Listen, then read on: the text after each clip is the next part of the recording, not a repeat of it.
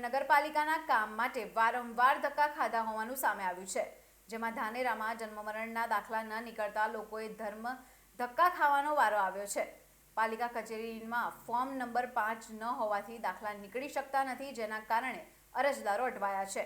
અંદાજે 10 દિવસથી અરજદાર ફોર્મ ન હોવાથી છેલ્લા કેટલાય દિવસોથી જન્મ મરણના દાખલા માટે મોટી સંખ્યામાં લોકો આવી રહ્યા છે અને ધર્મના ધક્કા ખાઈ પરત ફરી રહ્યા છે। ત્યારે 10 દિવસથી ફોર્મ ન આવતા જવાબદાર તંત્ર સામે સવાલો ઉઠ્યા છે। બનાસકાંઠાની તમામ જનતાએ ફોર્મ ન હોવાથી દાખલા ન નીકળતાનું કારણ આપ્યું છે।